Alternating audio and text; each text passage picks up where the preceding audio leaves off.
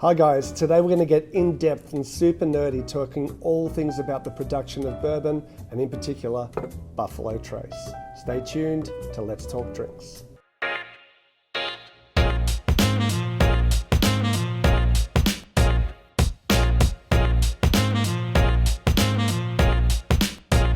Hi guys, welcome. My name's George Kimura.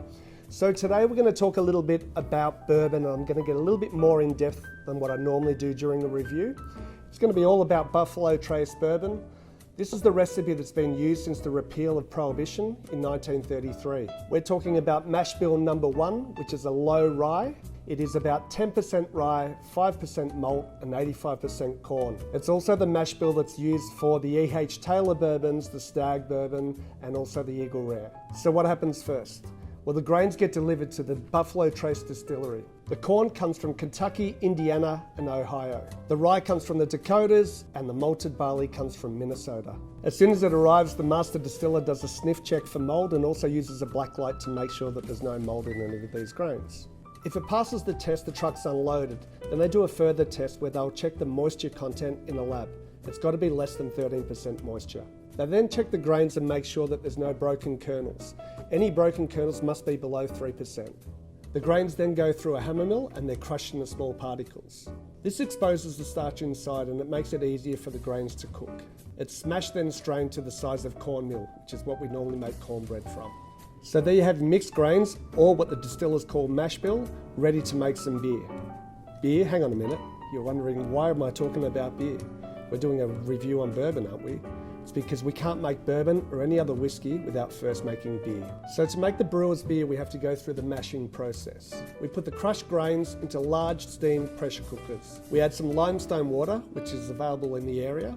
And the reason we use the limestone water is because it's sweet and it has no iron in it. Iron is really bad for whiskey and whiskey production. What would happen in the old days is if you were a distiller and you wanted to upset another distiller in the area that was competition of yours, you would break into their warehouse in the middle of the night and use an iron spike and with a hammer spike it into their barrel.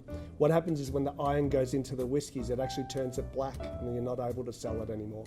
So this giant pressure cooker has rakes, and what that does is it goes around and stirs up everything. They then close the lid.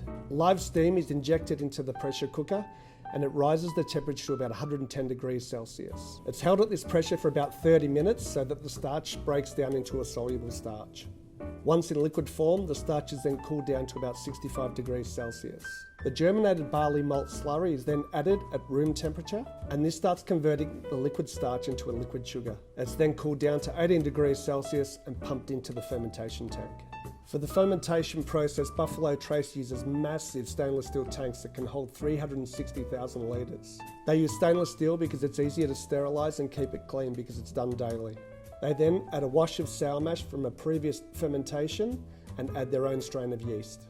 And that's when the fun starts. So fermentation, what is fermentation? So what we're trying to do is we're trying to convert that liquid sugar into alcohol. Probably the best way that I explain fermentation is it's like Pac-Man, right guys? So do you remember playing Pac-Man as a child? Pac-Man comes along and eats all the balls. What the yeast does in fermentation is it comes along and starts eating away at those soluble sugars. It does a couple things. It creates CO2 and starts bubbling away, and nothing that it does is it creates heat. It also spits out that soluble sugar and converts it into alcohol. It causes fierce bubbling, and you would think that they're actually heating up the fermentation tank, but it's just that natural process that creates all that heat. It takes about 18 to 24 hours for that fermentation to really start kicking in, and it finishes in around 4 to 5 days. What's left is a solution that sits at around 6% ABV, and this is what we call brewer's beer. So the next thing that we need to do is we need to convert that beer into a whiskey or a bourbon. How do we do that? It's called the distillation process. So the beer is pumped into a beer still, which is a continuous still with 13 heated plates. This increases the temperature of the beer and strips the alcohol to around a 55% alcohol ABV. It's then transferred to a copper pot still, where it's distilled again, to get it to around 65 to 68% ABV. This clear spirit that comes off that second still is what we call White Dog, White Lightning, or even some people call it moonshine. The next process is aging. Buffalo Trace uses brand new American oak barrels, which are charred at number 4, which is an alligator char. What that means is it chars to a depth of about 1/8 of an inch deep. Charring caramelizes the wood and creates that really nice depth, color and taste.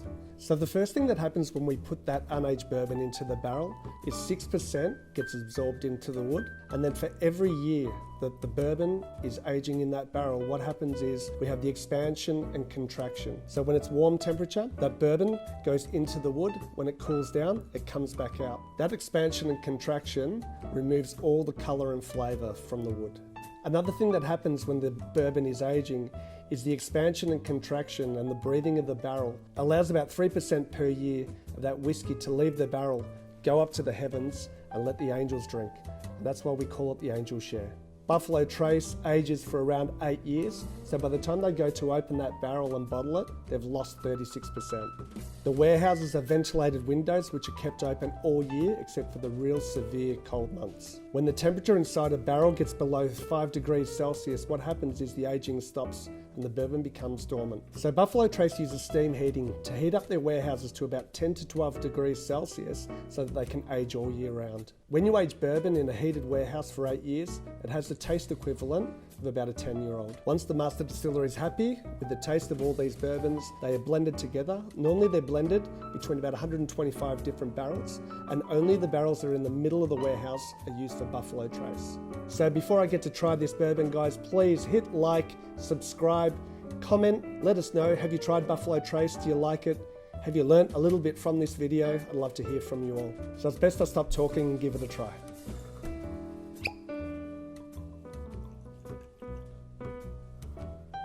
So on the nose I get spicy caramel, toffee, kind of like an eclair, a little bit of cinnamon, like a rum spice, and some cereal sweetness.